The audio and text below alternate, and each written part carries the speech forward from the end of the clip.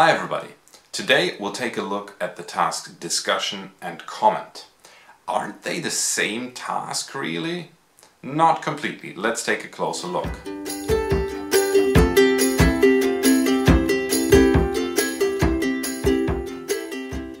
So, in some tasks there can be quite a difference between discussion and a comment. I'll show you some of those crucial differences right now. And in the end, I'll give you an example of what this could be with an example issue. Let's go.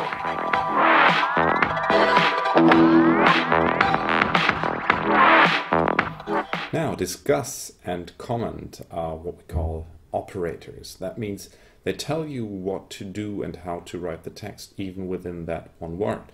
So if you have, for example, a task that says write an essay, you would know you should write an essay. Or if it says write a newspaper article, you would think of a certain form.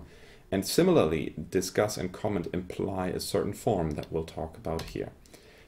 There is a difference, and it is subtle, but depending on what kind of line of argumentation you have, it might make a big difference still. Let's take a look.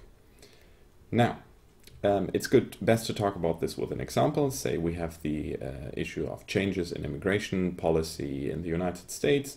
You have read an article about that, and you're supposed to either comment on or discuss these changes. What's the difference?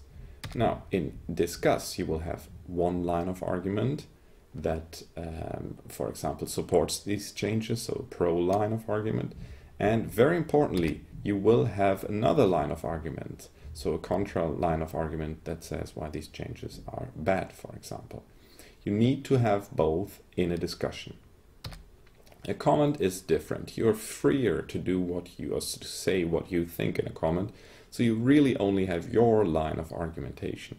But this line of argument could include an argument for the other side, which you then refute. And let's take a look at what this could be in detail later on. However, there are many similarities in these two tasks, and that should really help you, and that makes it easier to learn these two operators because they are pretty similar.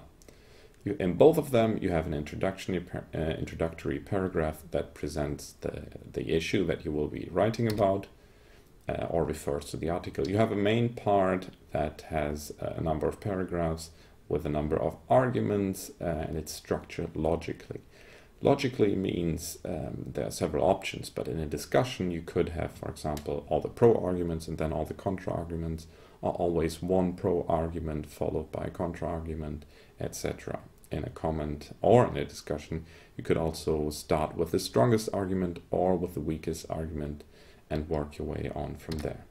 There will always be a conclusion where you sort of evaluate the things you have said before.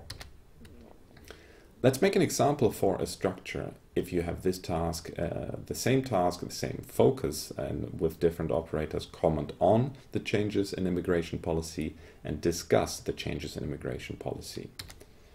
If you discuss it, you will have the same introduction, but in the main part, you will have two arguments against these changes, that they are inhumane, for example, that they hurt the economy, but you will also have at least one or two arguments for these changes. Like, for example, you say you can understand that it increases control, it reduces the number of immigrants, etc. In the end, you will have a conclusion where you put all your findings in a nutshell, and here you can add your personal opinion more strongly here at the end. In a comment, the introduction is pretty much exactly the same, very, very similar, except maybe you can already introduce your personal opinion in a stronger way. The difference really lies in the main part with the arguments.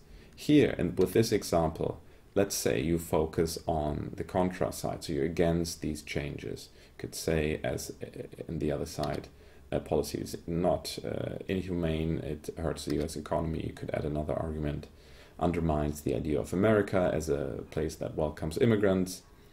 And then, again, it's possible to include a pro-argument, for example here, that it will increase control of the number of immigrants, but that this does not really justify it, for example. So you will state this argument, but then counter it directly.